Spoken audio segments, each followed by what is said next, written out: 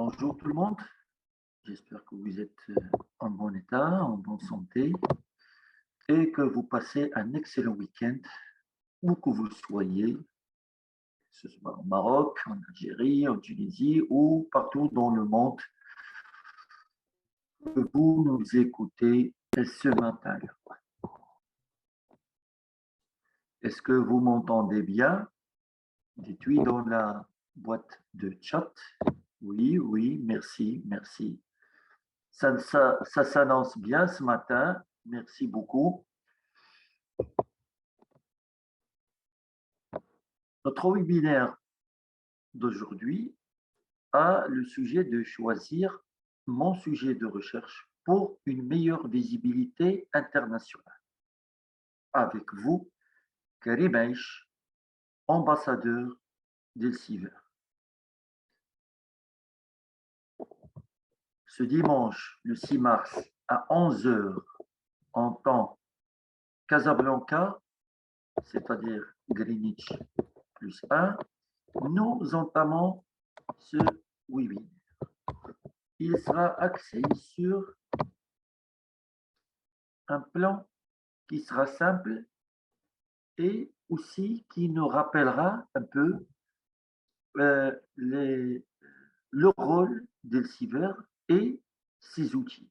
Mais tout d'abord, on doit faire une petite introduction pour un petit peu discuter de qu'est-ce que c'est un sujet de recherche, pourquoi le choisir et aussi la visibilité internationale. Et pour dire que le choix d'un sujet de recherche, il peut passer par d'abord la tendance. Est-ce que la tendance nous offrira-t-elle des sujets qui sont à la hauteur, qui peuvent être des sujets de thèse, sujets académiques valables? C'est ce que nous allons voir dans le premier chapitre. Le deuxième, on essaiera de ressortir qu'est-ce que c'est un sujet à travers la collaboration et on détaillera un petit peu la collaboration. Il est rappelé que pour une heure, bien sûr, on essaiera de résumer le maximum et de vous donner le jus de la chose pour que vous ayez les idées claires, sachant que pour discuter des sujets de recherche, on a besoin de plusieurs séances, voire un encadrement sur plusieurs séances.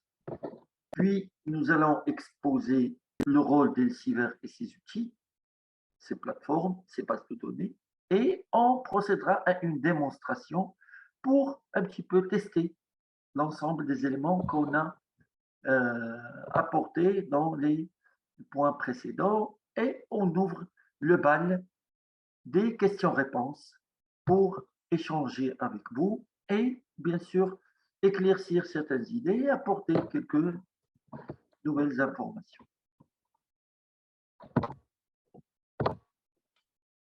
Le sujet de recherche, lorsque un étudiant est là, on n'aimerait pas tomber dans le piège de dire que nous sommes actuellement, nous avons bien choisi notre sujet et là, c'est bouclé. Ben, on peut s'adresser aux doctorants en première, en deuxième année, qui ont la possibilité, bien sûr, de changer leur sujet de recherche. Bien sûr, ça se passe en concertation avec le directeur de recherche qui est l'encadrant pédagogique, l'encadrant de thèse, ou parfois par le chef de département qui, par la suite, échange et accepte ou décline la volonté ou bien le désir de changer le sujet de recherche. Comme aussi, on peut s'adresser aux nouveaux doctorants, c'est-à-dire ceux qui sont en S4, des masters, ceux qui préparent leur projet de recherche pour la candidature de l'année prochaine, Inch'Allah. Et là, je vous souhaite tous la réussite et le succès dans cette démarche et aussi beaucoup de courage et de patience parce que la préparation et le parcours doctoral, c'est un parcours qui n'est pas facile, mais qui est bénéfique et qui change, c'est-à-dire le chercheur, il le transforme côté mental et aussi côté posture académique et parfois même au niveau personnel. Euh, Cela l'accompagne à se transformer en une personnalité académique, bien sûr, qui a son poids. Sur ce point aussi des personnes cibles, c'est-à-dire de la cible de ce webinaire, c'est aussi les chercheurs, les doctorants qui travaillent sur des projets postdoctoraux pour des collaborations avec des institutions internationales, avec des fonds, ou bien sur des ouvrages, des livres, des publications, des articles. Et ce webinaire les intéresse. Mais le choix d'un sujet à l'international peut partir premièrement de la tendance mondiale, à savoir trouver un sujet qui a impact sur les tendances futures, c'est-à-dire du contenu que le sujet de recherche apportera des éclaircissements par rapport à une information, à un événement donné, à une découverte scientifique récente, à un débat surgissant autour d'un concept, autour d'un fait. Là, la tendance, c'est-à-dire les tendances futures, peut être issue d'une recherche actuelle sur un thème qui est naissant. Et là, on pourra dire que le chercheur, pour suivre cette tendance, il pourra aussi repérer les thèmes brûlants à venir. Et là, par exemple, à cette époque-là, par exemple, en ce mois-ci, nous avons plusieurs thèmes, thèmes géopolitiques, thèmes de médecine, thèmes d'astronomie ou d'astrophysique, qui sont bien sûr brûlants et qui sont traités, c'est-à-dire à tout moment, chaque jour, et qui nécessitent un débat, bien sûr, riche, féroce et bien sûr multidisciplinaire. Et là, j'ouvre une parenthèse à propos de la multidisciplinarité, c'est que euh, pour un chercheur en première ou bien jusqu'à la soutenance, jusqu'à la présentation de sa thèse, il est de préférence que nos doctorants puissent se concentrer sur le sujet de sa thèse, c'est-à-dire travailler avec une méthodologie précise et présenter, bien sûr, les résultats de ses recherches. Là, la multidisciplinarité, il n'est pas mise à table à cette période-là, période de rédaction de thèse. Ce n'est qu'après, ou bien avant, c'est-à-dire l'inscription dans le parcours doctoral, que le chercheur puisse travailler sur la multidisciplinarité qui est parfois plus facile que la spécialisation. Et là, j'évoque, c'est-à-dire le volet des sciences exactes, qui est un volet, bien sûr, qui ne tolère pas la multidisciplinarité. Et si bien sûr, on entre dans l'actualité ou les actualités pour voir qui sont les sujets de tendance, il faut avoir une idée précise de ce que les gens aimeraient lire. Et ce que les gens aimeraient lire, c'est pas n'importe quel gens, là c'est venu comme ça, mais la communauté scientifique ou parfois l'élite académique, c'est-à-dire qu'est-ce qu'elle aimerait lire à travers une thèse que vous allez préparer, à travers un article scientifique qui doit obligatoirement et nécessairement avoir une valeur ajoutée par rapport au thème débattu, parce que c'est ça l'apport du chercheur par rapport à ce sujet qu'il travaille. Et là, le chercheur doit bien sûr orienter sa stratégie de recherche vers une bonne direction, cette direction qui est bien sûr retravaillée, reconstruite, revue avec bien sûr son directeur de recherche, son laboratoire et aussi ses collègues du groupe de recherche. Un autre volet, bien sûr, des tendances, c'est bien sûr, il faut rejoindre les plateformes pour savoir ce qui se discute.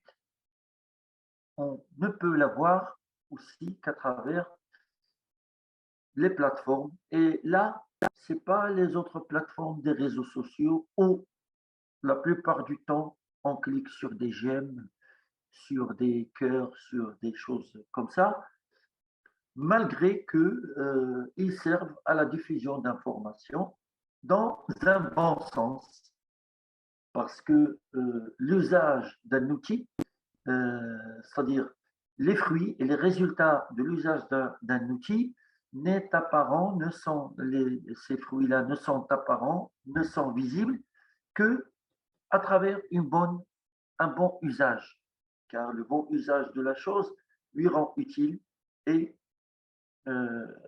permet bien sûr de tirer le mieux de ces outils-là. Et là, l'usage bien sûr des réseaux sociaux, c'est-à-dire des réseaux commerciaux, et la plupart du temps conduit au gaspillage du temps, à la déconcentration. Et là, conseil, il faut se concentrer sur des groupes précis de recherche, sinon construire son propre groupe de recherche thématique pour se concentrer sur ce qui est intéressant et ne pas se disperser à travers l'ensemble des groupes, l'ensemble des plateformes qui existent. Et là, les plateformes, partant toutes sortes de plateformes. Et en parlant des plateformes, il est nécessaire de comprendre que pour les recherches académiques, il y a aussi des plateformes dédiées à, à ça et où le chercheur, bien sûr, se retrouve et apprend et alimente, bien sûr, sa recherche et sa thèse.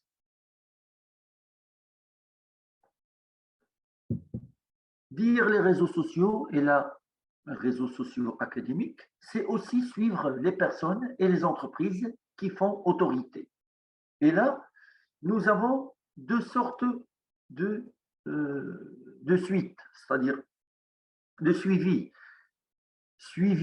Le suivi des personnes et des entreprises. Est-ce qu'on va suivre des personnes au national?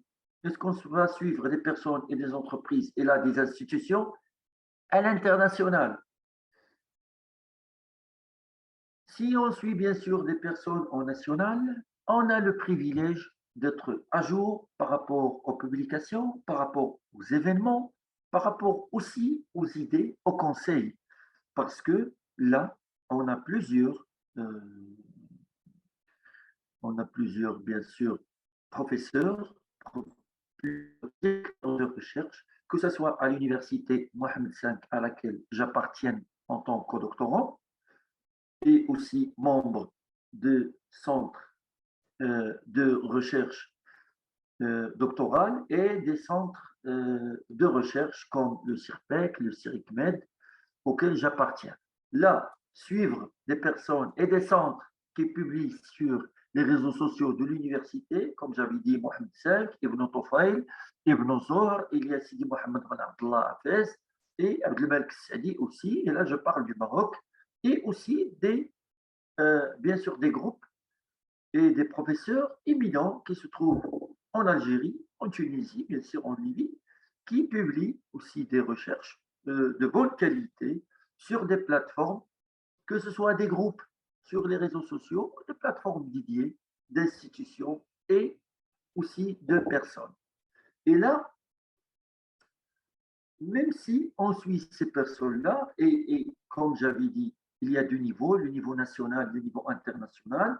Le niveau national, comme j'avais dit tout à l'heure, c'est de suivre des personnes de qualité, des personnes riches, des personnes qui sont imminentes, c'est-à-dire des personnes imminentes euh, qui produisent de la connaissance, c'est aussi prendre de leurs idées, s'inspirer et écrire. Et là, pour se placer au niveau international, bien sûr, on se base sur nos collègues et nos éminents professeurs nationaux pour, bien sûr, enrichir nos recherches avec ceux qui se trouvent à l'international. Et là, en évoquant des auteurs internationaux, aussi des publications, et en contactant des entreprises, des institutions, des fonds de recherche, des laboratoires à l'international, là, on se positionne sur le volet international qui contribue, bien sûr, à placer votre travail de recherche du niveau national au niveau international, parce que la communauté scientifique, c'est une communauté qui est connectée.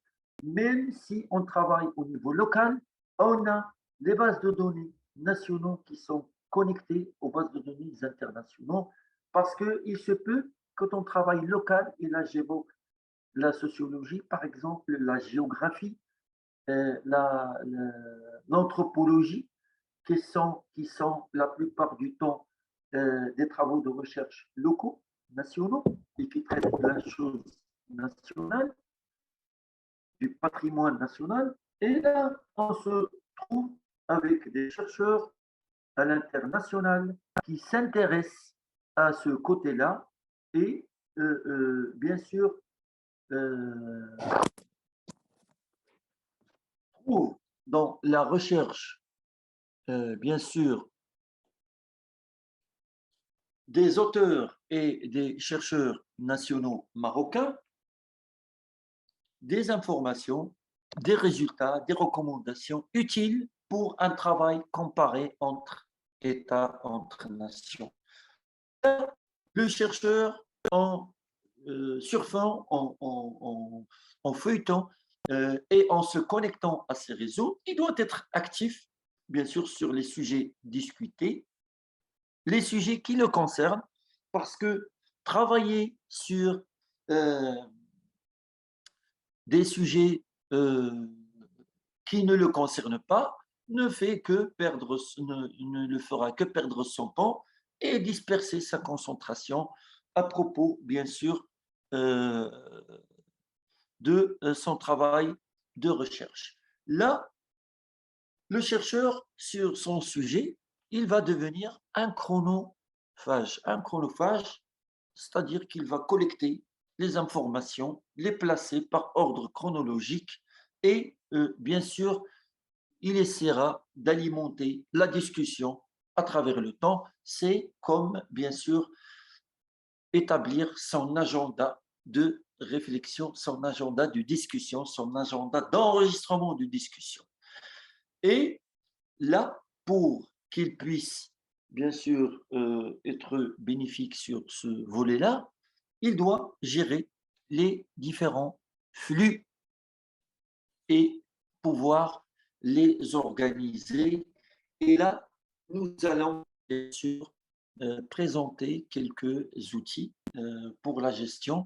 Et aussi, je dirais qu'il y a des outils informatiques capables, bien sûr, de collecter l'information, de collecter les actualités, de collecter les commentaires, les analyses, les débats sur un sujet particulier et mettre ces éléments-là en une seule interface visible pour le chercheur.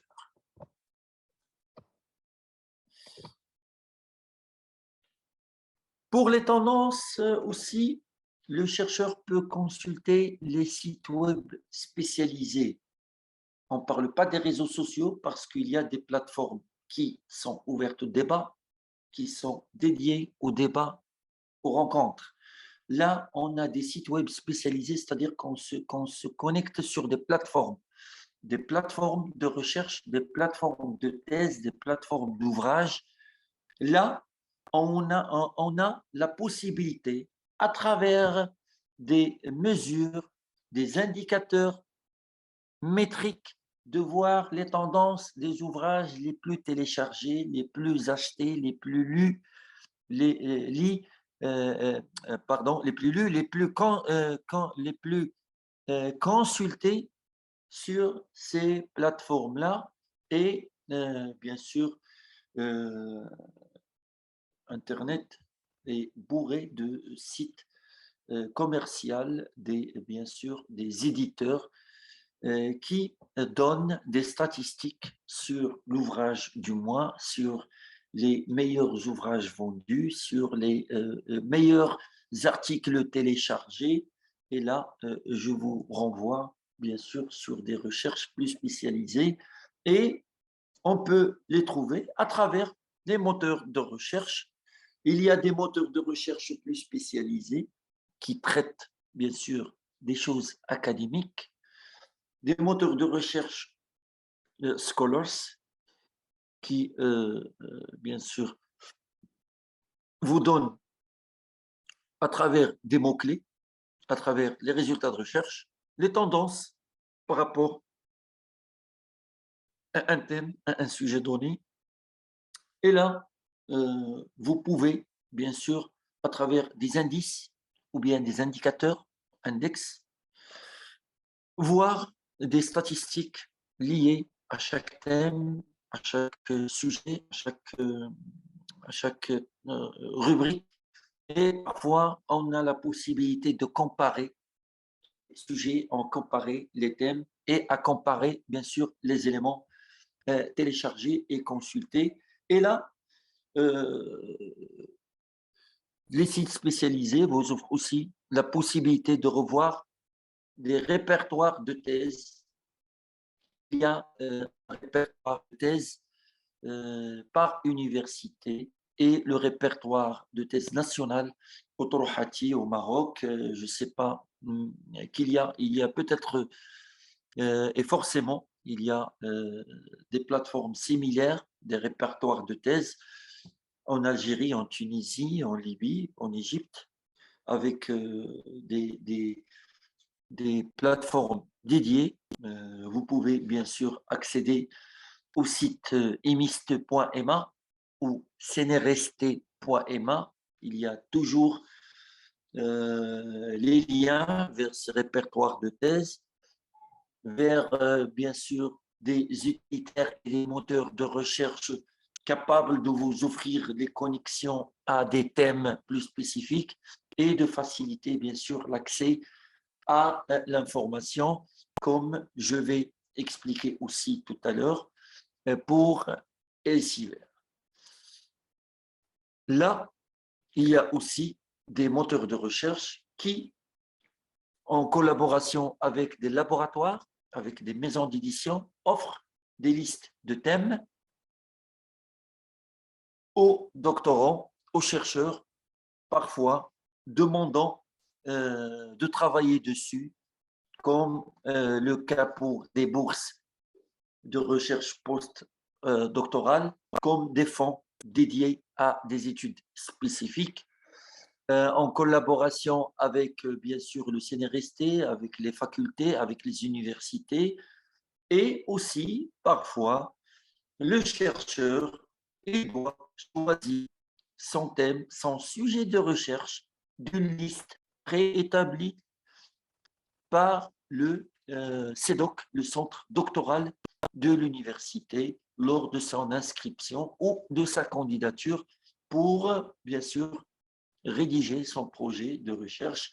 Et c'est une pratique courante auquel, bien sûr, se donnent plusieurs universités. C'est que au lieu de laisser, bien sûr, le chercheur en train de fouiner là et par-ci et par-là, ou bien de se disperser à trouver un sujet, l'université offre une liste thématique de sujets de recherche auquel le doctorant devra bien sûr, devra consulter et choisir un thème spécifique.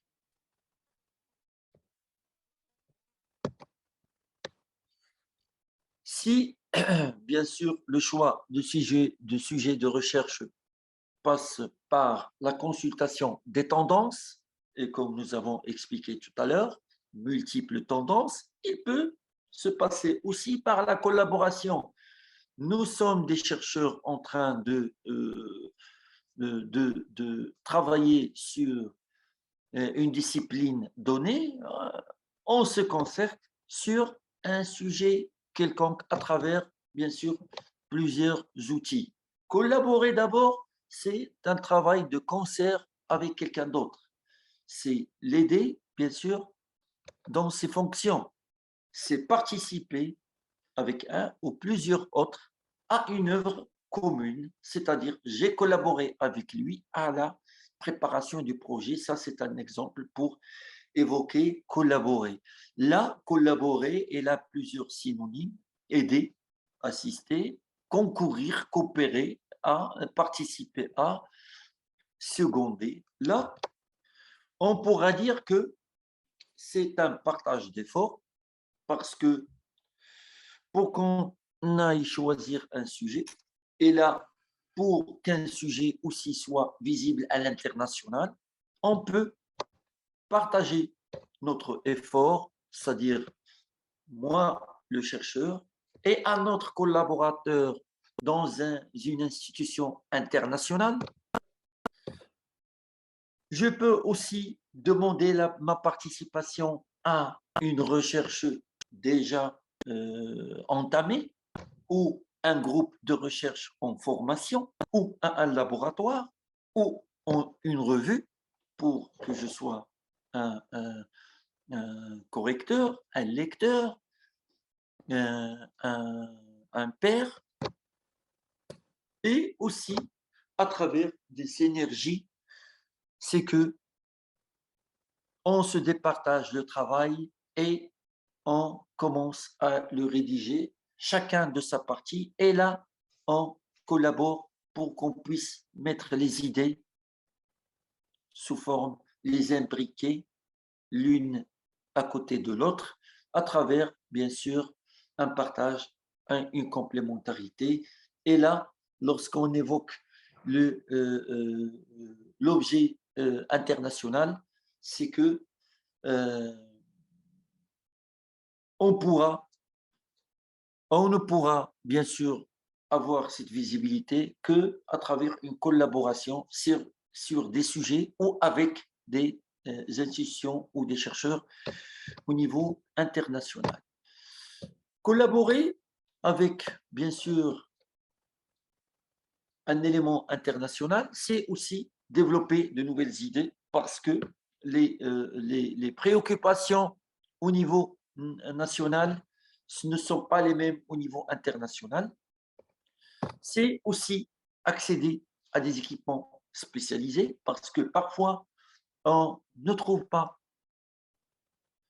une machine, un outil, un équipement spécifique dédié à une expérience particulière, ou bien sûr au laboratoire national. Et là, j'évoque bien sûr nos amis, copains, les astrophysiciens, parfois les chimistes ou les biotechnologistes qui parfois ont des besoins spécifiques d'expérimentation et qui ne trouvent pas, bien sûr, l'équipement adéquat parce qu'il est tout simplement très, très rare ou unique ou très, très cher.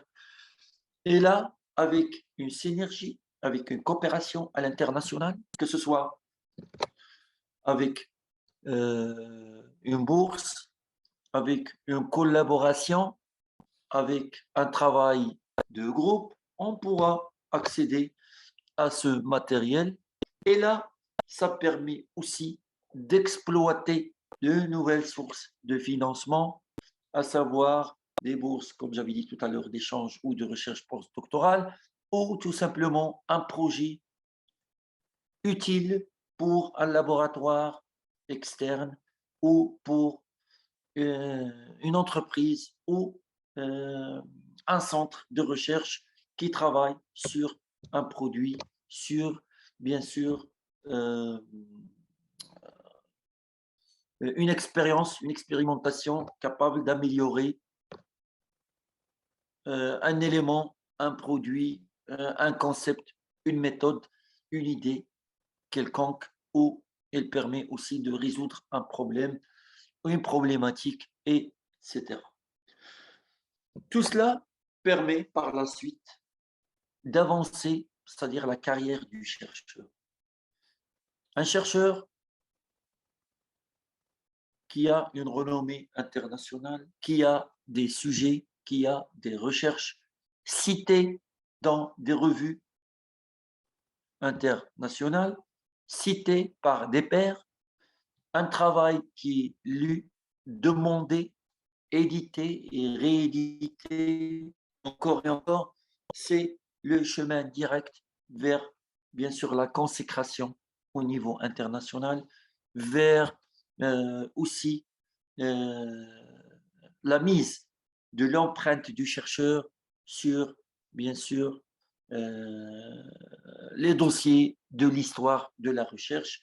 Et là, c'est l'aspiration de la plupart des chercheurs, parce que à côté de la préoccupation parfois de l'emploi, car un chercheur, c'est aussi euh, une personne qui a des besoins, qui a besoin de travailler aussi, de gagner son pain, mais aussi, c'est une personne qui aspire à la consécration, bien sûr, comme on dit en arabe, il est tameyouz, à ce qu'elle soit avec une valeur ajoutée, à ce qu'elle soit utile pour la société, à ce qu'elle a son propre nom au niveau international et pourquoi pas euh, écrire son nom dans le palmarès des détenteurs des prix Nobel et on ne pourra bien sûr prétendre à ces consécrations, à ces exploits, à ces victoires, qu'à travers un travail, bien sûr, qui part du national, bien fondé, blindé, solide, sur de bonnes bases, vers une consécration internationale, vers un travail reconnu, visible, lisible, exploité. Et là, le chemin, bien sûr, de ce chemin de l'international, le chemin de cette consécration ne pourra bien sûr se faire que à travers un effort personnel, à travers bien sûr de l'indulgence, de l'attachement à la recherche et de la rigueur, et aussi que le chercheur et sa recherche s'associent à un éditeur qui est fort, à une plateforme de connaissances qui est solide, qui est réputée, bien sûr, à l'international et qui offre beaucoup de possibilités. Et là, j'évoque bien sûr la maison d'édition Elsevier, qui est bien sûr une maison d'édition de renommée internationale et qui représente plusieurs produits capables de propulser la carrière du chercheur à l'international. Elsevier, c'est une maison d'édition moderne. La plupart disent Elsevier du mot anglais et aussi de son origine, parce que Elsevier, c'est une maison d'édition fondée en 1880, et là on parle de plus de 140 ans, plus.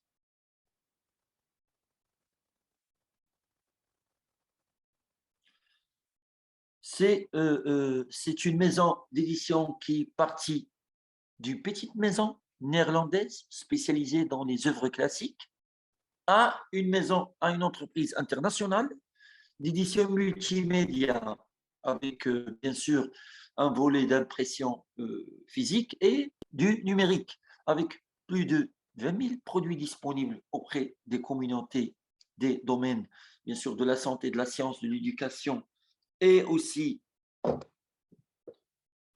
euh, technologie.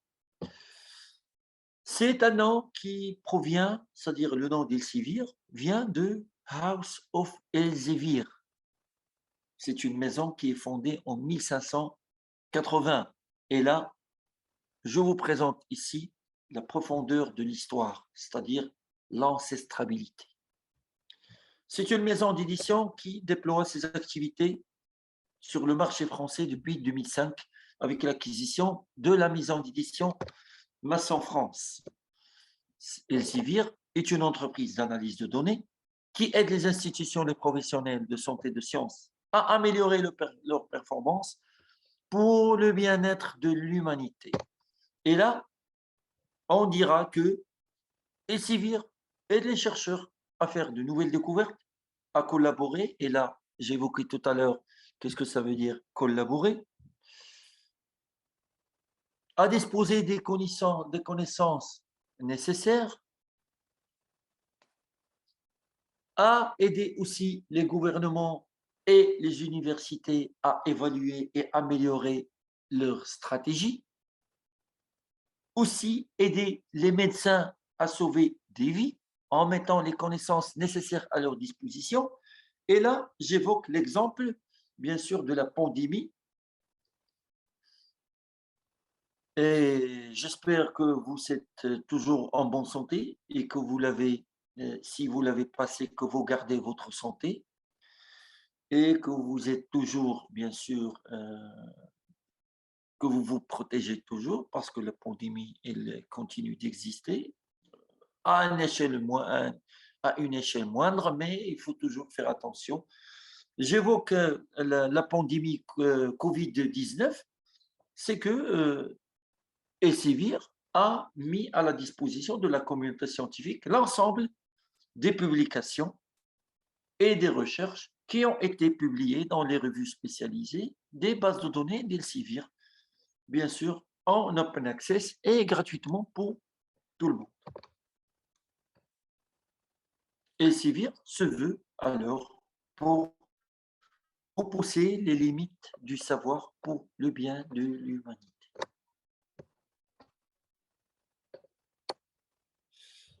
Elsevier s'associe à la communauté des chercheurs et là, je parle d'une maison d'édition internationale. C'est pour placer le thème dans notre webinaire. C'est de, bien sûr, avoir un sujet à l'international. Et là, la maison d'édition vous offre du libre accès à ces données. Bien sûr, ce sont des recherches qui sont inclusives, collaboratives, transparentes et prometteuses. Ces données de recherche, bien sûr, sont partagées et utilisées pour permettre aux chercheurs d'améliorer l'impact de leur recherche, la validité de leur recherche, leur reproductibilité et l'efficacité, bien sûr, la transparence de la recherche scientifique et les garanties. Et là, à travers le parcours de publication, le chemin de publication et la procédure, le chercheur se positionne automatiquement sur le volet international. Ces données, bien sûr, sont efficaces pour le développement des meilleurs processus et systèmes de gestion de données. Et là, Elsevier se veut pour respecter un cycle de vie de données auquel le chercheur bénéficie pleinement, c'est-à-dire que les travaux de recherche ils sont stockés, ils sont conservés, ils sont disponibles, ils sont accessibles et disponibles et ils sont citables parce que la consultation d'un travail de recherche d'un chercheur, par exemple, d'un pays de l'Afrique du Nord, elle est visible à un chercheur qui, par exemple, se situe en Amérique du Nord, en Europe, en Australie, en Asie. Et là, il peut bénéficier, bien sûr, ce chercheur euh, du reste du monde peut citer ce travail-là et par la suite le rendre visible à d'autres chercheurs et ainsi de suite. Un cycle de citabilité commence pour que le travail devienne intelligible, pour que cette citabilité, cette intelligibilité vérifie et confirme que cette recherche a été examinée et que cela permettra une reproductibilité, une reproduction parfois et une intégration une autre fois de la recherche du chercheur dans un système, dans un projet, dans une association quelconque, bien sûr, associant ces fruits de recherche. Et là, en évoquant Elsevier, on évoque aussi d'autres produits et d'autres participations d'Elsevier, comme quoi Elsevier est un cofondateur de Force 11, qui est bien sûr euh, des moteurs de recherche se basant sur des principes de citation de données. Elsevier aussi est cofondateur de ORCID, et j'ouvre une parenthèse, ORCID, c'est une identification, c'est un CV numérique, c'est un profil académique du chercheur euh, sur Internet. C'est-à-dire qu'au lieu à chaque fois de rédiger, de mettre à jour un CV et de le partager par PDF, comme étant chercheur, vous pouvez créer un profil ORCID et le renseigner et ne partager que le code QR de votre profil ou bien le lien, bien sûr, qui est consultable par la suite. Elsevier est un membre actif de Pistoia Alliance, de ICSU, de Scolix et de STM, qui est une déclaration des données ouvertes aux chercheurs, c'est-à-dire des données en open access. Elsevier est aussi membre actif de la Research Data Alliance. Et là, j'évoque, bien sûr, puisqu'on parle de data, on parle de Scopus. Pour ceux qui aiment découvrir Scopus, il suffit de visiter la page web scopus.com. Scopus, c'est une solution, des solutions, bien sûr, d'Elsevier, parce que Elsevier, il a la base de données Scopus, la plateforme Science Direct, le gestionnaire de ressources Mendeley, la plateforme Evolve, la plateforme Knovul, Reaxys, Clinical Key et d'autres, bien sûr, solutions qu'offre Elsevier qui sont utiles pour les décideurs. On a par exemple un outil qui est magnifique que j'ai découvert la semaine dernière qui est Cival pour les décideurs qui contribuent à la construction de la stratégie de recherche au niveau local et national. Scopus, c'est data, c'est-à-dire données, curated, c'est-à-dire revue, connected, connectée et complète. Bien sûr, c'est une base de données de résumés et de citations gérée par les experts. Scopus est la plus grande base de données de citations et de résumés.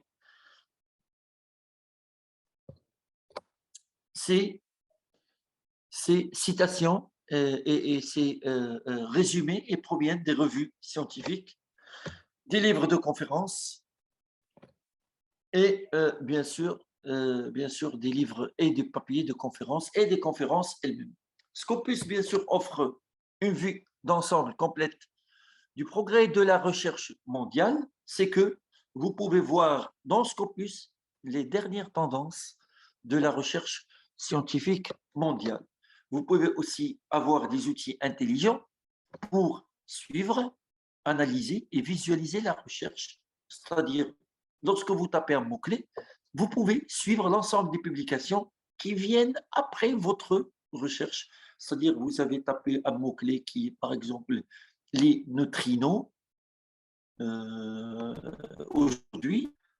Si vous programmez des alertes, vous allez recevoir des emails, une alerte dans votre boîte email qui vous dit euh, qu'il y a un nouveau article qui est bien sûr téléchargé, qui est bien sûr enregistré sur la base de données et qui parle des neutrinos. Et là, vous pouvez le consulter par la suite. Ou bien, vous pouvez, lors de votre connexion à votre profil Scopus, trouver la liste des nouvelles, c'est-à-dire parutions et des nouvelles recommandations. Scopus, c'est permettre à la recherche de devenir de plus en plus mondialisée, de plus en plus interdisciplinaire et de plus en plus collaborative. Là, on dira que sur 16 millions de profils de chercheurs, on a 80 millions de documents revus avec 70 000, bien sûr, institutions qui se connectent et qui a des profils sur Scopus. Là, Scopus, c'est une source neutre de citation. Les revues, les articles et les données qui sont dans Scopus, ils sont revus par des experts qui sont indépendants, compétents dans la matière. Scopus, c'est un puissant outil d'analyse et de découverte qui est à la portée de vos mains et il permet aussi de générer des résultats précis sur des recherches de citations et aussi des citations mises à jour par des profils de chercheurs. Scopus permet de créer des connexions entre les publications et les institutions et protège l'intégrité des enregistrements savants et permet aussi de promouvoir la performance des institutions, leur classement et leur réputation. Et c'est valable aussi pour les chercheurs parce que à travers les indices de citation, comme le CiteScore ou le H-Index, les revues, les chercheurs se voient en concurrence pour avoir le meilleur index possible. Sur Scopus, nous avons des institutions, des laboratoires, des facultés, des universités, des entreprises, des administrations et aussi de groupes d'institutions. On utilise Scopus, c'est pour faciliter l'obtention des listes de publications. Ces publications, ils sont des publications internationales, y compris des publications locales, mais qui, bien sûr, se mergent dans, bien sûr, ce grand volume de recherches publiées dans cette base de données. Et là, Scopus, il permet, bien sûr, de refléter la réalité du travail des institutions, bien sûr, dans les classements internationaux, à commencer par le Times Higher World University Rankings, qui est utilisé pour le classement des universités partout dans le monde et que le Maroc utilise et aussi d'autres pays qui utilisent ce classement pour situer et pour apprécier le niveau, bien sûr, et le positionnement des universités parmi c'est semblable à l'international. Puisqu'on évoque le caractère international de votre sujet de recherche, il faut dire que la consultation de la base de données Scopus est 212% plus que, c'est-à-dire un pourcentage de 212% plus que n'importe quelle autre base de données similaire. C'est qu'elle est consultée doublement que les autres bases de données, bien sûr en Europe, en Afrique, et 168% plus en Amérique latine et 230% beaucoup plus que les autres bases de données en Asie. Et là, vous voyez que Scopus contient beaucoup plus de maisons d'édition prestigieuses, à savoir Elsevier, Springer, Wiley Blackwell, Taylor and Francis, Oxford University Press, Cambridge University Press aussi, et le IEE pour un petit peu situer le niveau des publications que contient la base de données Scopus et que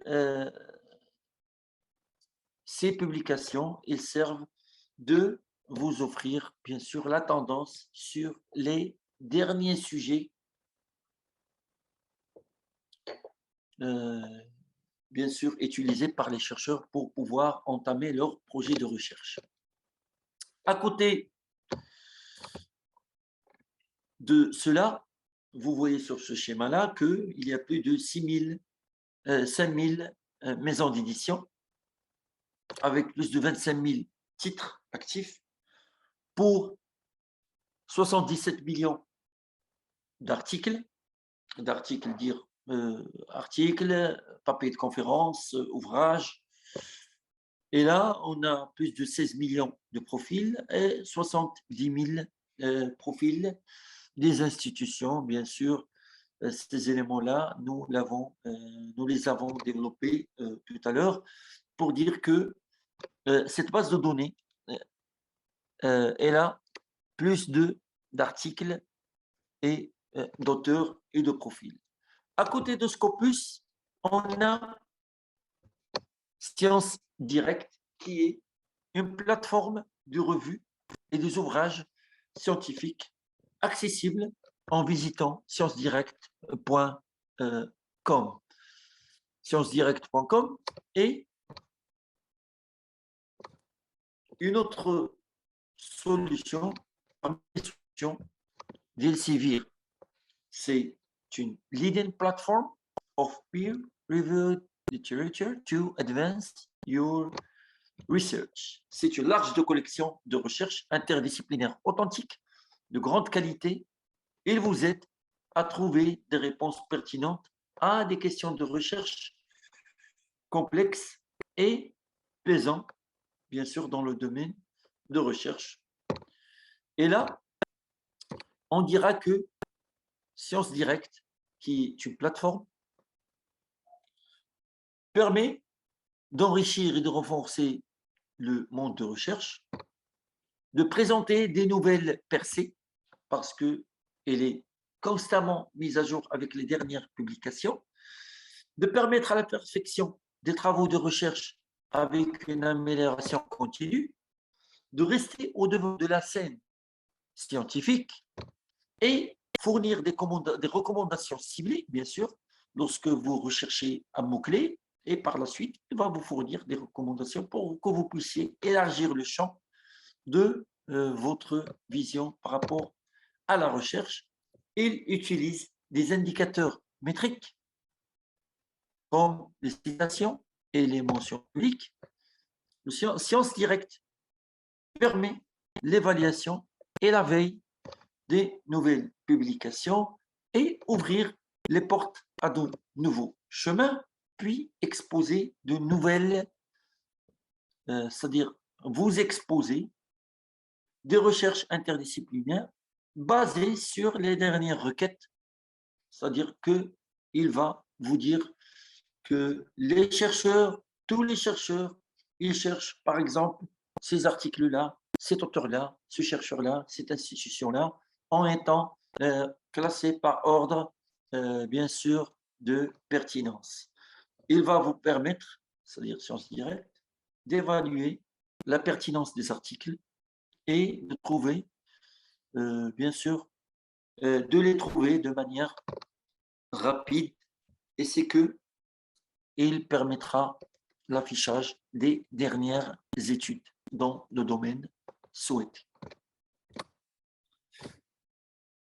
Sciences Direct, cette plateforme, il a plus de 18 millions d'articles et chapitres, 2650 journal, bien sûr, journals, c'est en anglais, en français on dit les revues, plus de 2650 revues vues par les pairs, plus de 42 000 livres électroniques, plus de 362 000 pages thématiques, plus de 3065 open access publications et plus de 1 400 000 articles en open access avec, bien sûr, c'est une plateforme qui est constituée d'institutions académiques, de gouvernements, d'agences gouvernementales, d'administration, de ministères et aussi de laboratoires de développement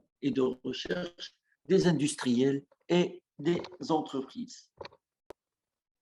Choisir Sciences Directes, c'est comprendre les nouveaux termes et concepts, bien sûr, de la recherche, avec plus de 330 000 liens d'articles et pages thématiques.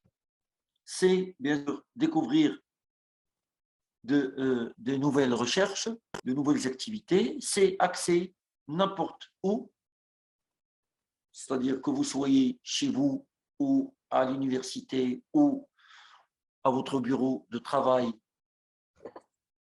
et même lorsque vous êtes bien sûr assis entre collègues dans un café, accéder via un laptop, via un téléphone smartphone, via une tablette, accéder bien sûr à cette base de données et vous permettra aussi d'organiser votre recherche, de permettre des téléchargements multiples, c'est-à-dire télécharger en tant que vous voulez, ou bien sûr lier la recherche sur le logiciel de gestion de référence Mendeley ou Earthworks pour pouvoir sauvegarder bien sûr cet article-là et bien sûr permettre de construire votre bibliographie à travers cet logiciel de gestion de ressources Mendeley que nous aurons bien sûr l'occasion de le développer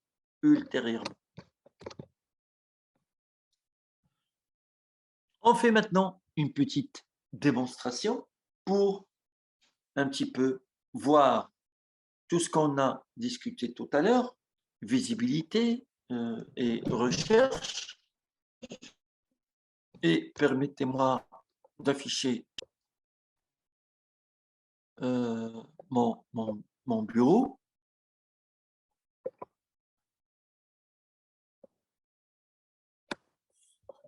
Voilà.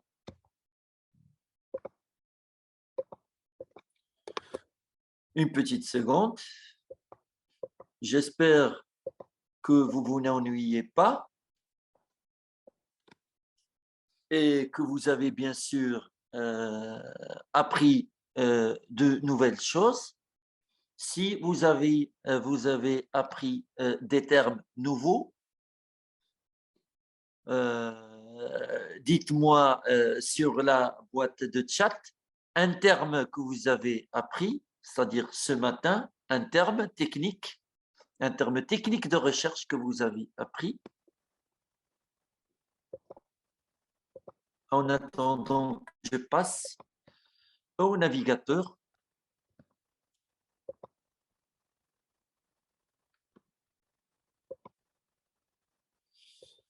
Je prends un exemple. Scopus.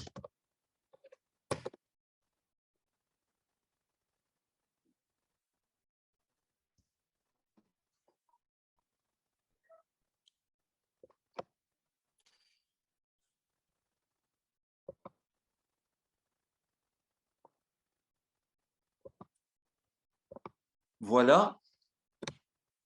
Collaboration, oui. Moteur de recherche, oui. Citabilité, exactement, merci. Interdisciplinarité, oui. Nombre de citations, merci beaucoup. Et j'espère que vous êtes en train de voir Scopus maintenant, la page d'accueil.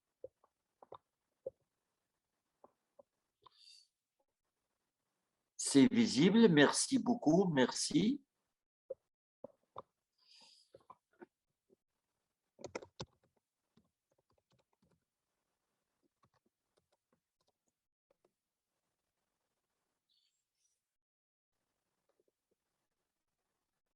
Séance directe Scopus, merci. Permettez-moi de vous expliquer un peu l'accès à Scopus. L'accès à Scopus, c'est similaire à l'accès à Sciences Directes. Il faut avoir un profil que vous avez vu tout à l'heure. C'est-à-dire, voilà, j'aimerais répéter cette démarche. Parfois, parce que je rencontre beaucoup de questions et nous rencontrons ces questions-là au niveau des CIVIR, c'est que comment accéder à la base de données Scopus et voilà, avoir un profil et tout. C'est créer account. Voilà.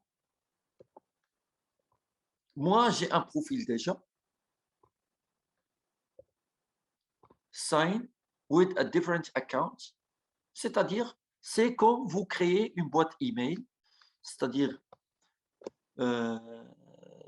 remplir, c'est-à-dire le formulaire pour avoir une adresse, un profil, comme dans les réseaux sociaux, puis il va vous donner, il va vous envoyer un email d'authentification que vous cliquez dessus et vous rentrez aussitôt dans votre profil.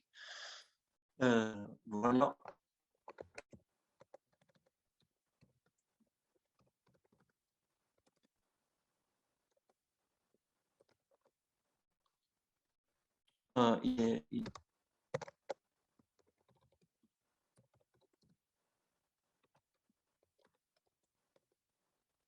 Parce que par précaution, il faut changer périodiquement de mot de passe. Et là, je l'ai changé il y a un peu de temps. Voici mon profil. Et, une petite remarque, ce n'est pas la peine de confirmer la présence parce que votre admission à Zoom, c'est automatiquement une confirmation de votre présence. Et aussi, comme vous avez remarqué, nous avons presque 1600 participants qu'on avait bien sûr Essivir a répondu à beaucoup de réclamations par rapport au nombre de participations, car avant, il y avait la limite de 500 et que plusieurs collaborateurs, c'est-à-dire plusieurs chercheurs et plusieurs personnes intéressées voulaient se connecter, bénéficier de la formation et aussi bénéficier de l'attestation de participation. Et là, ils se heurtent à la limite de 500 et après discussion avec la conseillère de recherche et notre représentante régionale, Madame Nadine Eskander, à laquelle je passe un salut matinal et un remerciement pour ses efforts honorables et énormes pour faciliter ces outils-là.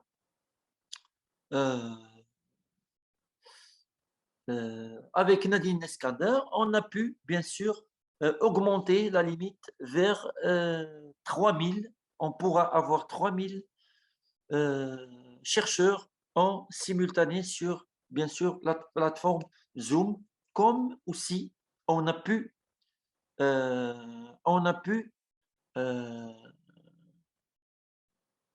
on a pu résoudre le problème des attestations. Parce que s'il y a des problèmes par rapport à certaines personnes, c'est que ils ont mal renseigné leur nom ou leur adresse email, ou ils ont des bloqueurs pop-up dans leur navigateur qu'ils bloquent parfois le téléchargement de certaines plateformes, de certains sites web. Donc, il faut revoir ces paramètres parce que l'édition des attestations, c'est une édition automatique, elle n'est pas faite à la main, et que elle est prise, c'est-à-dire la liste des attestations, elle est prise de la liste de participation, de la liste d'accès à Zoom ce matin-là. Donc, il faut toujours revoir vos paramètres de navigateur et vos paramètres aussi parfois d'utilitaire ou de logiciel sur lequel vous travaillez.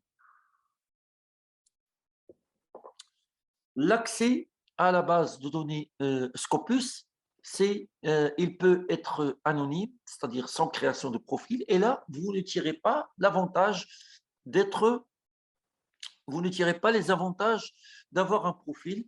C'est que je répondrai tout à l'heure à des questions que j'ai vues. Et excusez-moi si je saute sur certaines remarques. C'est qu'on a peu de temps et on a d'énormes informations, et j'espère aussi que je contribue, et nous contribuons, moi et Nadine Eskander, à vous approcher du monde de la recherche et des outils de la recherche scientifique, Scopus, d'Elsevier et des autres aussi logiciels. Et nous restons toujours ouverts à vos questions, à vos demandes, à vos emails, à vos remarques, et nous donnons beaucoup plus de formations et de webinaires pour que vous puissiez avoir beaucoup de connaissances, beaucoup d'idées. Et là, j'ouvre une parenthèse pour vous inviter à visiter la page Facebook d'Elsevier Community. Sur la page Facebook Elsevier Community, Elsevier Africa aussi, et il y a une chaîne YouTube Elsevier qui diffuse l'ensemble des webinaires organisés depuis 2019 sur l'ensemble des thèmes, et vous pourrez aussi trouver le webinaire de ce matin enregistré sur, bien sûr, la page, c'est-à-dire les pages web et la chaîne YouTube. Bon, accéder à la plateforme Scopus.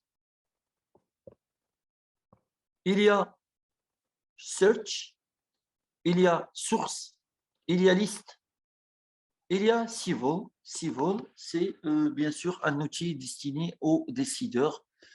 C'est un autre volet. Bon, on part Search. J'aimerais que vous me proposiez un mot, un exemple de plateforme épidémiologique au Maroc. Nous traitons de la plateforme. La plateforme de Scopus, c'est une plateforme qui est utilisée partout et qui entre dans le cadre du consortium, c'est-à-dire qu'elle est ouverte aux Marocains, qui est ouverte aux Algériens, aux Tunisiens, c'est-à-dire aux Nord-Africains, à travers un consortium qui est des accords signés. Donnez-moi un mot spécifique pour que je puisse le mettre pour la recherche, pour montrer un petit peu les tendances. Il y a la digitalisation, soft skills, finance durable, intelligence émotionnelle, blockchain, gestion déléguée, dynamique urbaine, je prendrai microbiology. Je prendrai un mot-clé de recherche exact. Microbiologie. Là, j'ai choisi un mot-clé. Je peux choisir par article, par auteur, par premier auteur, par titre de ressource, titre d'article, etc. J'ai plusieurs filtres. Je peux chercher par des oui, c'est-à-dire, et je peux aussi par la suite voir l'ensemble des filtres. Mais je vais faire all fields, comme ça, j'aurai plus de résultats. Voilà. Voilà les résultats que j'ai. Et vous voyez, j'ai des indicateurs d'autres filtres à gauche. All Open Access, c'est 1 600 000. Et les autres en accès Gold, hybride Gold, ainsi de suite. J'ai les filtres par année. Je peux voir en 2024, ce qui veut dire qu'il y a des publications c'est-à-dire programmées pour 2024, pour 2023, et des publications déjà pour 2022, il y en a 58 000. Si je regarde les publications de 2022, j'aurai toute la liste. Voilà. Genesis of skin holes at Al-Najaf Governorate, South Iraq. Voici les auteurs, voici l'année de recherche et voici la source. Là, comme vous voyez, ce sont des auteurs locaux irakiens qui ont publié dans un journal irakien, mais qui est indexé Scopus en 2022 et qui est visible à vous au Maroc, en Algérie, en Tunisie. Et ça, c'est le volet international de la publication. Si par exemple, Journal of Mexican Chemical Society, c'est un journal mexicain, c'est une revue mexicaine d'industrie chimique, eh bien, on trouve, bien sûr, cet article-là qui est visible, c'est-à-dire en Nord-Afrique. Je peux cliquer dessus et voir qu'il n'est pas encore cité. Je peux voir aussi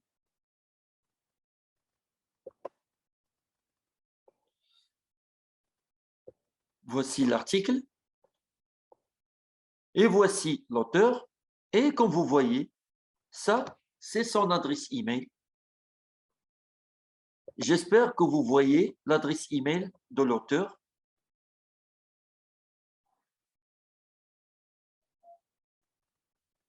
Son adresse est en bas. Voilà. Cela veut dire que je peux, bien sûr, si je suis intéressé par cette recherche, si je travaille sur cette recherche, ce thème, si j'ai besoin d'éclaircissement, je cherche de collaboration, je cherche, bien sûr, c'est toujours en anglais parce que 85 jusqu'à 90% de la recherche mondiale est en anglais et n'est pas en français. Je peux bien sûr interagir et voilà, ça c'est le volet international de la chose. C'est que une recherche dans un journal, dans une revue mexicaine de la département de chimie de GLA University à Mathura en Inde, mais voilà, en Inde et publie sur une revue mexicaine. Il est indien, il publie sur une revue mexicaine indexée Scopus que vous pouvez, vous, au Maroc, bien sûr consulter et bien sûr interagir avec l'auteur. Et vous voyez là les collaborations ce sont 4 auteurs, bien sûr, qui ont collaboré, bien sûr, sur les revues, et bien sûr, sur cet article-là. Et là, j'ai vu sur les metrics, sur quelqu'un qui demande sur les index, les indices. Le premier indice, c'est l'indice de citation. C'est un nouveau article qui n'est pas encore, bien sûr, cité. Mais on peut voir, regardez là,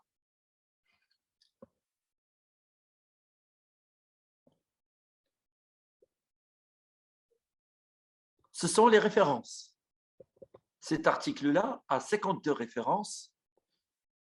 Il se base, cet article-là a cité un article, c'est-à-dire qu'il a composé cet article-là en se basant sur plusieurs recherches. Il s'est basé sur ce premier article, Mucoactive Agents for Airway Mucus Hypersector. Bon, ce sont des termes scientifiques un peu complexes. Et là, vous voyez que cet article-là a été cité 141 fois. Vous voyez 141 fois.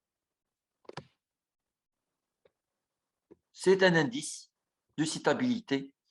Et c'est basé sur un autre article qui est basé 51 fois.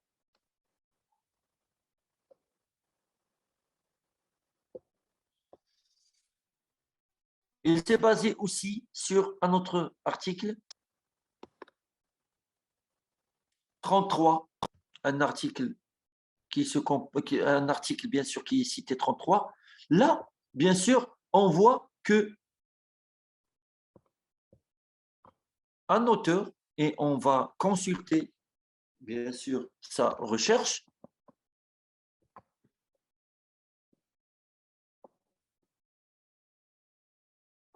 Voilà, carbocysteine reduces frequency of common cold and exacerbations in patients with chronic obstructive pulmonary disease, c'est la microbiologie.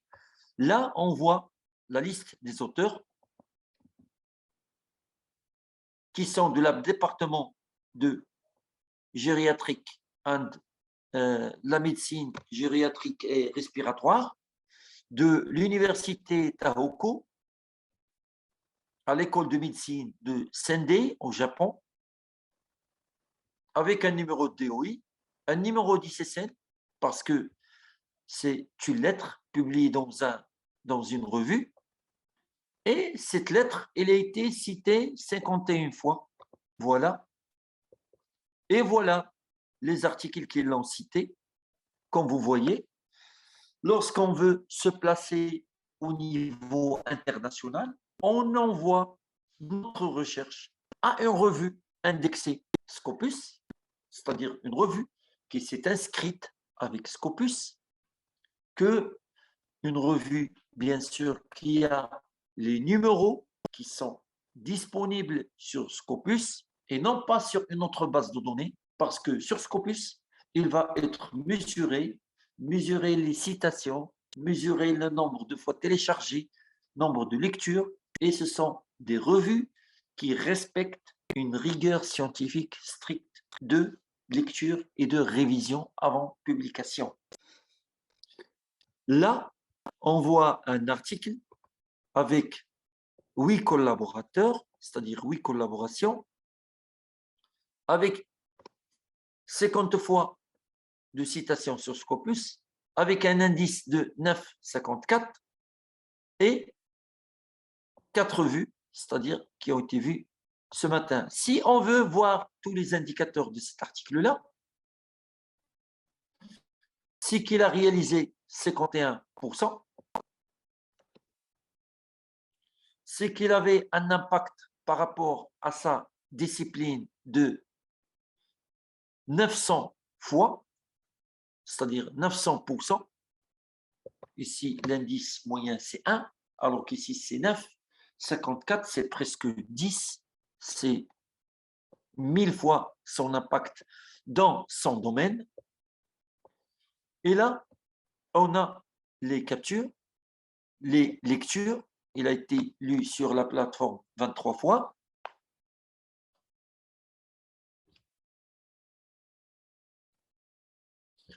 Il a été, bien sûr, le résumé a été vu 140 fois et, bien sûr, il a été cité dans des recherches cliniques 2 fois et dans des citations 36 fois. Et avec une fois cité dans un rapport officiel, c'est-à-dire de politique dans le domaine de la recherche. Comme nous avons vu à travers ce petit exemple, là, on a une recherche qui est issue, bien sûr, de l'école de médecine de Sendai au Japon, avec 8 auteurs, une lettre, avec 8 auteurs, et qui est publiée dans The Journal of American Geriatrics Society, c'est-à-dire volume 54, numéro 2, c'est les pages entre page 378 et 380, c'est-à-dire 2 pages, parce que c'est une lettre, et là, en février 2006. Et vous avez vu, c'est un parfait exemple que une lettre de 2 pages rédigée par 8 éminents savants, 8 éminents chercheurs de département de médecine respiratoire à l'université de Tao, et j'insiste, 2 pages, ont été cités 51 fois dans une revue, bien sûr, américaine,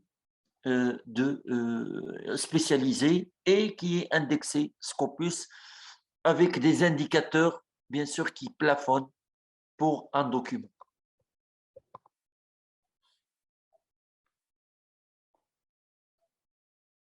Ce document-là, le voilà. Ce sont 2 pages que vous voyez.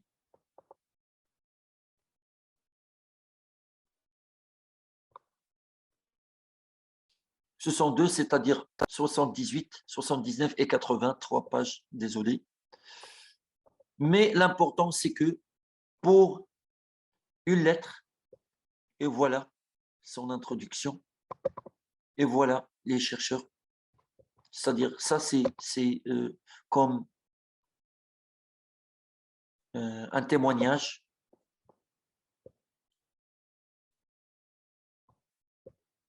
Voici les références. Et voici les résultats de la recherche. Et voici les auteurs qu'on a évoqués tout à l'heure, les 8 auteurs. Et là, c'est leur appartenance académique. Ce document-là, il est disponible au téléchargement, que vous pouvez l'exploiter. Ce qui représente un parfait exemple, bien sûr, du parcours, bien sûr, international de ce document-là. Et là, pour relier cette recherche, bien sûr, à la tendance de recherche, nous voilà avec les related documents, les documents des suggestions. C'est que vous pouvez aussi lire Management of Exacerbations, Treatments of CAPD, aussi Effects of Carbostaining et View all related documents based on references. Si on essaye de voir les références de cet article qu'on a téléchargé, Scopus vous offre des suggestions collectant le maximum possible des références dans d'autres articles similaires. Là, on peut aussi trouver des articles des mêmes auteurs ou des mots-clés que ces auteurs, ces 8 auteurs ont mis pour leur recherche. Et on part sur les mots-clés parce que chaque recherche doit toujours comporter des mots-clés qui permettront de la situer au niveau de la grille de recherche. Là, avec les mots-clés que les chercheurs ont posés, bien sûr, dans leur recherche,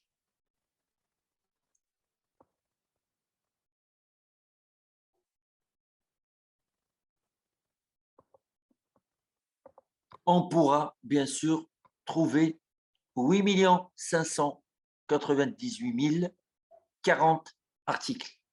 C'est énorme.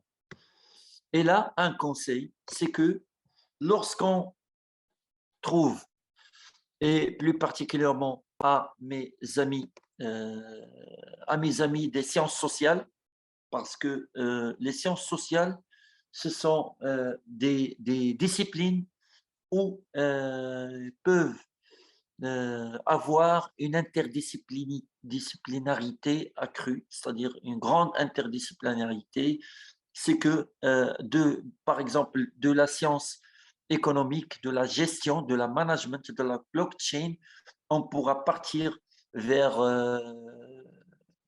la doctrine économique, vers la politique monétaire, vers le développement territorial, vers le développement durable, vers d'autres termes qui sont un petit peu pluridisciplinaires et que parfois, avec un terme, un mot clé des sciences sociales, on se retrouve avec un océan de documentation et qu'on se perd parfois, on se noie en essayant de collecter le maximum de références possibles. Et là, un conseil, c'est qu'il faut toujours affiner la recherche, être le plus précis possible, à savoir toujours ajouter des mots-clés et d'autres mots-clés à travers les indicateurs, c'est pas les indicateurs, à travers les mots et les outils booléens, c'est-à-dire un mot-clé, premier mot-clé, plus un and or, c'est-à-dire et ou, pour pouvoir rétrécir le champ de recherche. C'est-à-dire si on met, par exemple, euh, management, on met et, par exemple, blockchain, c'est pour spécifier qu'en management, on cherche blockchain. Management and, en français, management, comptabilité, management et fiscalité pour limiter la recherche avec des recherches qui contiennent management et comptabilité ou fiscalité ou n'importe quel autre terme. Et là, je vous renvoie vers des séminaires et des webinaires spécialisés qui ont été, bien sûr, programmés par Elsevier, animés par mon collègue et ami Hicham Shorfi sur la page Facebook de Elsevier Community, ou aussi par notre conseillère et bien sûr représentante régionale, Nadine Eskander. Là, ce sont les tendances comme je vous avais démontré tout à l'heure. Ça, ce sont les recherches que j'ai, bien sûr, des résultats de microbiologie. Voilà, microbiologie, 3 900 d'autres filtres. Voici des auteurs spécifiques. Pour la microbiologie, Dr Raoult, le fameux, on voit un petit peu ses recherches. Voilà, introduction of de SARS-CoV, moléculaire, incomplete, analysis, on voit, on cherche. Comme vous voyez, Dr Raoult, il a travaillé en collaboration et a publié dans plusieurs revues. On essaiera de voir ces publications. Et comme vous voyez, ce sont des publications en 2022-2021 que le travail de recherche, il ne s'arrête jamais, il ne s'arrête pas, et c'est qu'il faut toujours mettre à jour. Là, on voit c'est-à-dire les sujets, les tendances. On voit 1 million dans la médecine, 1,4 million, voilà des recherches. Dans la biochimie, dans la science de, c'est-à-dire l'immunologie, etc., etc. Voici les types de documents. Soit vous cherchez des articles, des revues, c'est-à-dire des lectures, des chapitres de livres, des papiers de conférences. Vous avez la panoplie de choix. Et là, une autre spécificité pour un petit peu voir les tendances de recherche. Comme on voit ici, la microbiologie, elle est plutôt vers la médecine que vers la biochimie. C'est qu'on a 1,4 million par rapport à 1,2 million.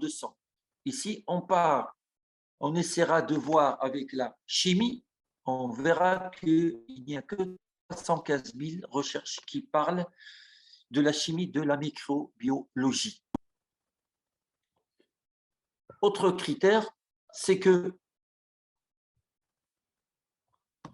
les tendances sont pour les articles, plus que les parties de chapitres de livres, plus que pour les papiers de conférences, plus que pour même les lettres, ils sont à 56 000, alors que pour les articles, on a 3 millions. La microbiologie a été un mot-clé dans 2 millions d'articles. Dans 1 million d'articles, c'est-à-dire d'1 million d'articles de journaux, c'est-à-dire d'articles de revues prioritaires, c'est-à-dire associés à un mot qui est non-human, associé à un mot qui est human. Et voilà. Associé avec un mot male. Il est associé avec un mot animal avec S, avec 669 000 fois, avec animal sans S, 551 000 fois. Là, vous pouvez aussi cliquer sur View All pour voir l'ensemble des mots-clés auxquels a été associé microbiologie pour voir les tendances. Vous voyez ici que la Chinese Academy of Sciences est l'institution qui publie beaucoup plus dans la microbiologie. Puis le ministère de l'Éducation, c'est-à-dire le ministère d'éducation de Chine, et le CNRS, Centre national de la recherche. Et là, on pourra voir ces recherches qui ont été publiées, et les voilà, les parasites et vecteurs, c'est-à-dire la source revue Nature Communications en 2022, et voilà les éminents chercheurs, et voilà les articles. Et rebelote.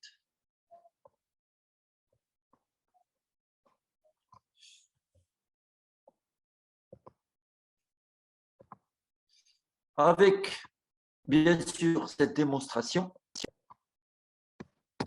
on arrive à la partie, bien sûr, questions-réponses. Et là, j'essaierai de répondre à, bien sûr, aux questions dans la boîte QR, question, oui, questions et réponses.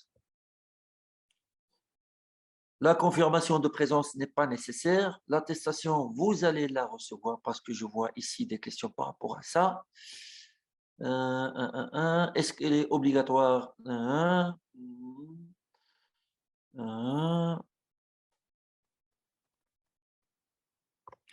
Il y a une remarque, c'est que généralement, les étudiants n'ont pas la possibilité de choisir leur sujet. Les sujets sont exigés par le CFD. Bon, je ne suis pas sûr de cette information parce que dans les universités, on offre la possibilité, sinon on oriente les chercheurs à avoir à choisir parmi des listes thématiques. C'est qu'on offre un titre et on oriente le chercheur à ce qu'il choisit, bien sûr, de cette liste-là.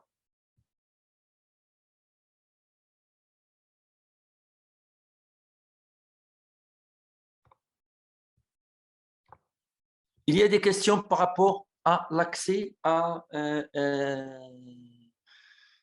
aux enregistrements de ces webinaires. Ils sont disponibles sur la chaîne YouTube Elsevier et aussi les pages Facebook.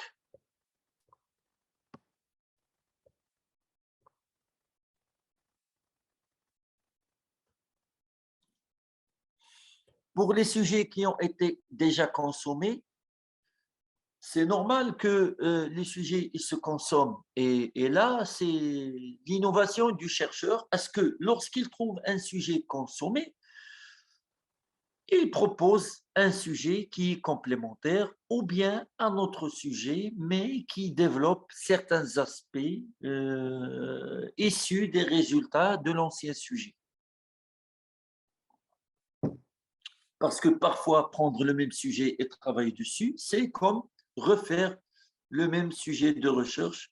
C'est que pas de valeur ajoutée, ni de, bien sûr, nouvelles idées qui permettront de développer ce sujet-là. Pour les candidats en première année, il faut bien sûr avoir un sujet d'actualité, un sujet auquel vous pouvez bien sûr contribuer, que vous maîtrisez. La plupart des conseils se versent vers à ce que vous prenez le sujet de master sur lequel vous avez travaillé et puis vous le développez en thèse, une chose qui n'est pas très, très conseillée pour les nouveaux chercheurs parce que l'esprit et la méthodologie avec laquelle vous avez travaillé le master n'est pas celle d'une thèse. Et parfois, un travail de mémoire, de master, est un travail qui n'est pas très, très rigoureux, qui n'est pas très, très précis, parce que la plupart du temps, l'étudiant est bousculé par le temps, bousculé par le soutenance et qu'il recourt parfois au plagiat. Et là, la plupart des cas, il passe sur ce critère-là et soutiennent, bien sûr, et présentent son mémoire. Et là, en thèse, il y a beaucoup de critères à respecter et que, bien sûr, un mémoire ne pourra faire l'affaire ou être le début, bien sûr, d'une thèse. Comment peut-on améliorer notre visibilité à l'international? Eh bien, c'est le sujet de ce webinaire-là et j'espère avoir bien sûr répondu à ces questions. Ben, pour l'adresse mail académique, à votre inscription à l'université, il vous donne bien sûr un profil académique sur la plateforme de consultation des notes et du contrat pédagogique. Et là, il y a des annonces qui vous demandent bien sûr de contacter le service département estudiantine pour bien sûr avoir votre adresse mail et aussi se connecter à cette base de données. La création de compte Scopus, elle est gratuite, comme pour Sciences Directes, comme pour Mendeley aussi. Set up alert with a large amount of keywords, c'est lorsque vous faites les mots-clés, vous ajoutez les indicateurs booléens et ou sinon et ou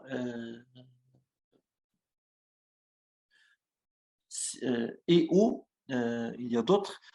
vous les mettez dans la barre de recherche, vous avez des résultats et ces résultats, c'est-à-dire ce mot-clé-là et ces résultats, vous programmez la recherche. La recherche, vous programmez les alertes de recherche dans le côté Setup Alert. Et là, comme ça, vous programmez ces mots-là et à chaque fois les suggestions, lorsqu'il y a des articles nouveaux qui apparaissent, vous recevez un mail et ils sont classés dans votre boîte alerte, bien sûr, votre boîte alerte de votre profil Elsevier. Est-ce qu'on peut télécharger les articles Scopus? Oui, bien sûr. Participer à des conférences à l'échelle nationale et internationale. Participer à des conférences, c'est bien sûr préparer un article, un papier, une communication, contacter les organisateurs des conférences, suivre la procédure en respectant c'est-à-dire la mise en page, la procédure de soumission, avoir la réponse et puis, si cette conférence est payante, payer les frais. Si elle est gratuite, c'est suivre la procédure et être présent lors de la conférence et avoir votre ouvrage, livre de conférence ou papier et attestation de participation de conférence. Et là, vous avez participé à la conférence, que ce soit nationale ou internationale. Là, on parle beaucoup d'attestation. À propos des langues, est-ce qu'il est important de choisir la langue de publication pour une meilleure visibilité? Eh bien, la plupart des recherches ils sont en anglais, ce qui veut dire que si vous publiez en anglais, vous avez beaucoup plus de chances d'être consulté et lu que de publier dans une autre langue.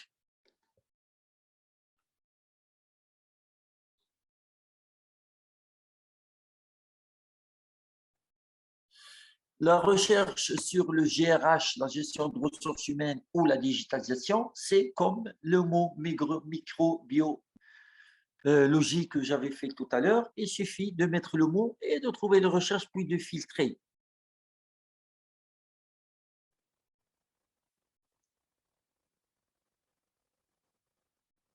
Est-ce que c'est possible de prévoir ainsi la manipulation de Mendeley? Oui, bien sûr.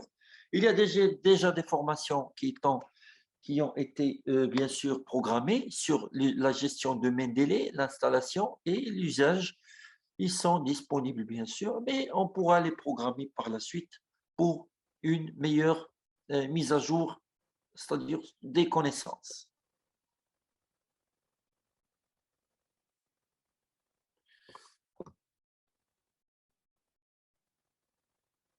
Comment créer un article? Inch'Allah, on essaiera d'organiser un webinaire pour comment créer. On a déjà fait un webinaire sur la publication d'articles, le choix des journaux, et pourquoi pas ne pas la faire, Inch'Allah, prochainement. Les réseaux sociaux scientifiques auxquels on peut avoir recours, bien sûr, la plupart des réseaux sociaux académiques ils sont des réseaux sociaux privés. Et là, sur Elsevier, on a bien sûr le réseau social de Scopus, de Mendeley, de Sciences Directes. C'est que lorsque vous vous connectez et vous avez un profil, déjà vous êtes sur le réseau social de Scopus. C'est que vous avez un profil et vous avez vu tout à l'heure que à travers un article, j'ai pu avoir l'adresse email de l'auteur. Et là, je peux lui écrire soit sur Scopus, soit directement dans sa boîte email.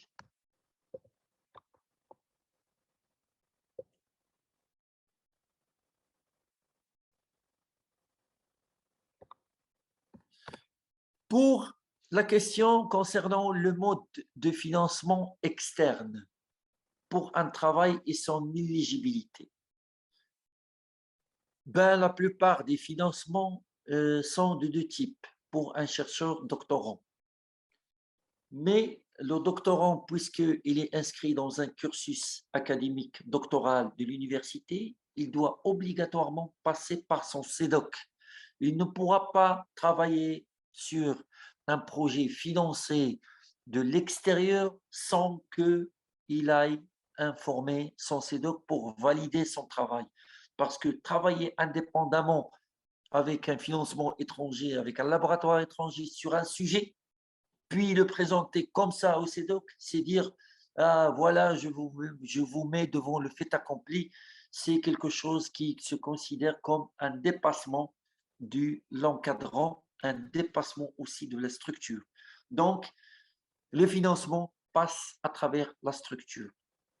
Et là, il faut toujours respecter la hiérarchie académique.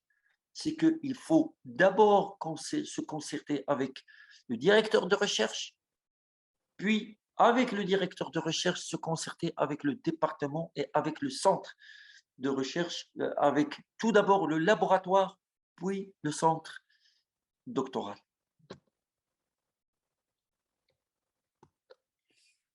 Ben, je sais qu'il y a beaucoup de questions, beaucoup. Il y a beaucoup de questions et que pour vous faire plaisir et pour répondre et pour échanger et exposer le maximum d'informations dans un laps de temps court et pour aussi échanger avec vous. Et là, c'est une occasion, bien sûr, qu'on crée à Elsevier pour présenter les produits d'Elsevier qui sont des produits de chercheurs entre les mains des chercheurs, disponibles pour les chercheurs, à travers un effort, premièrement, de la maison d'édition Elsevier, des équipes qui mettent à jour et programment les bases de données et les plateformes. Troisièmement, des responsables régionaux, à savoir Nadine Eskander, docteur Nadine Eskander, et les ambassadeurs qui sont moi et Hicham Chofi, et aussi le Centre national de recherche scientifique et technique, à travers sa structure, et MIST, qui contribue énormément au développement de la recherche scientifique au Maroc, au CNUDEST aussi, Centre national universitaire de recherche scientifique et technique en Tunisie, et un autre CNRST en Algérie. Tous ces centres-là, en collaboration avec Elsevier, participent à la mise au service des chercheurs de ces outils, qui sont des outils performants, des outils rigoureux, d'informations pertinentes et précises, dans vos mains, et nous resterons toujours à votre disposition pour des questions. N'hésitez pas à écrire sur la page Facebook, en commentaire, en email. Et nous sommes toujours heureux de répondre à vos remarques, de vous écrire, de vous envoyer vos attestations et d'organiser aussi des webinaires gratuits pour vous, pour un travail scientifique de rigueur, un travail scientifique riche. Vous nous excusez si on manque un concept, un mot, une information. C'est quand, bien sûr, devant l'immense volume de savoir, l'immense volume de connaissances, que nous restons toujours humbles à présenter le savoir, à présenter des solutions, à vous faire approcher de la recherche scientifique, des outils de Scopus, d'Elsevier, de Sciences Directes, vous familiariser avec ces outils-là qui sont bénéfiques et vous faire protéger du plagiat et des revues prédatrices, vous faire protéger des revues, bien sûr, qui n'ont pas d'impact et parfois qui peuvent bloquer vos recherches et ne pas et de salir vos réputations et vous, c'est-à-dire frapper vos efforts de recherche et de publication par la nullité. Notre souhait dans Essiver est que vous ayez tous un projet de recherche, une soutenance de doctorat, la meilleure note possible et une visibilité au niveau international, que vous contribuez à l'amélioration de la recherche scientifique de votre pays, de votre communauté, de votre laboratoire, de votre université, et d'élever votre structure au niveau du classement international de Times Higher Rankings,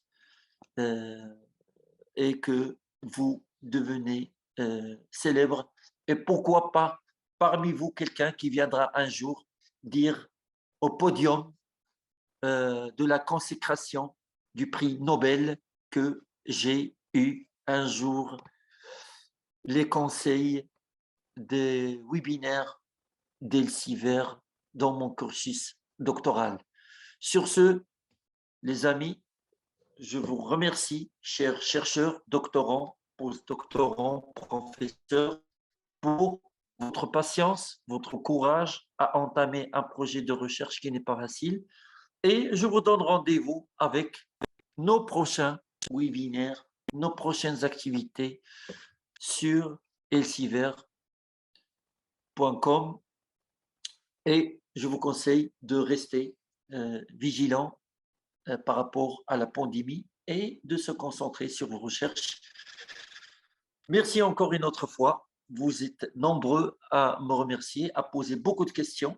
Nous sommes à votre écoute et nous le resterons toujours. Au plaisir de vous voir. Nous vous souhaitons une bonne journée et un bon week-end. Bye bye, ciao, ciao.